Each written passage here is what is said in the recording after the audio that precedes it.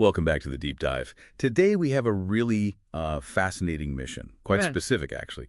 We've taken a curated stack, 7 scriptural passages, Old Yeah. Testament, New, even the Book of Enoch, and we're mapping them against world events, specifically from October 5th, 2025. That's right. And the goal was to see if a particular prophetic pattern holds up. And the core find, well, it's pretty striking.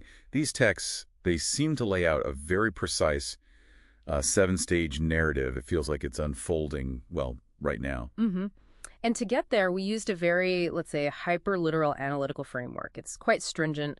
It draws heavily on the late Dr. Ernest L. Martin's methodology, specifically his work before 1998.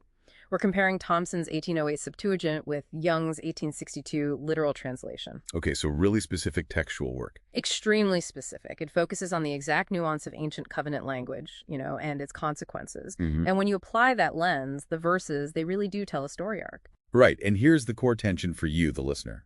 This pattern, it starts with setting a divine standard. Paul called it the law, superadded on account of transgressions, right? Exactly. Galatians 3.19. And it moves through things like distress, judgment, all the way to a final stage, a kind of swift consequence. It tracks these attempts to achieve peace, like in 2 Samuel 7.1, this idea of rest from all enemies, but then it shows how these attempts can, well, falter. Okay, so if we take that ancient pattern and overlay it onto, say, October 5th, 2025, what do we see?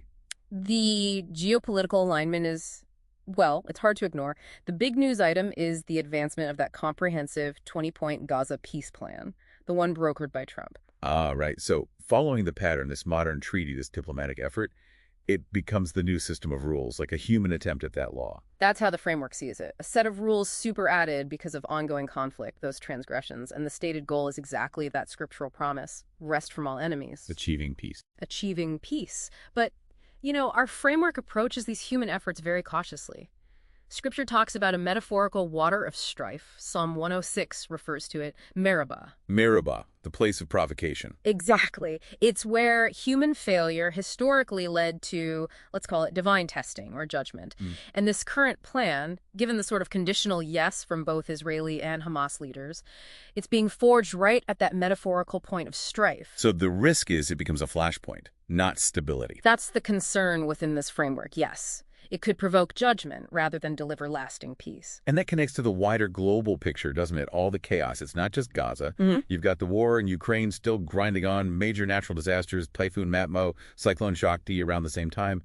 And politically, the U.S. government shutdown. Gridlock. Complete paralysis.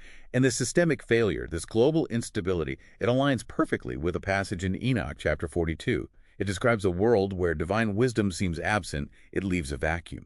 And into that vacuum, unrighteousness settles in, flourishing as rain in a desert. So the chaos isn't random noise, it's context. It's seen as the backdrop, the political paralysis, the seemingly merciless natural world. It shows why the world might be seen as needing assessment, according to this view. Which brings us to the judgment stage. And you mentioned Martin's work connects this to celestial signs.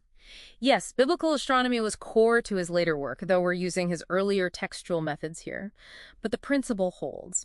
The framework suggests God uses actual celestial events as prophetic signs, or messengers.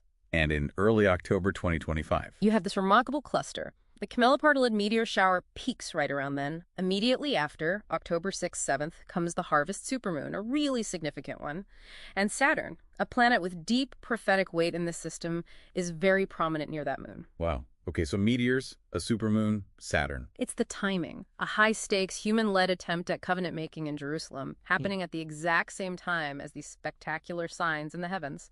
Within this framework, it suggests a period of divine assessment is actively underway. As Job puts it, the world is being weighed in righteous balances. Job 31.6. Okay.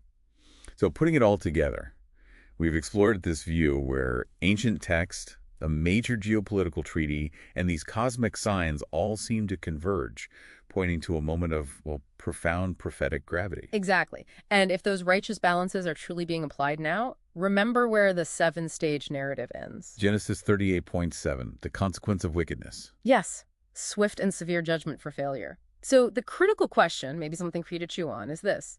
If this peace plan, this very human mediator, fails at these metaphorical waters of strife, What might the specific consequence look like? And how does the failure of a human mediator today echo the failure of the original mediator, Moses, at that very same place, Meribah? Hmm. That's definitely something to think about as things develop.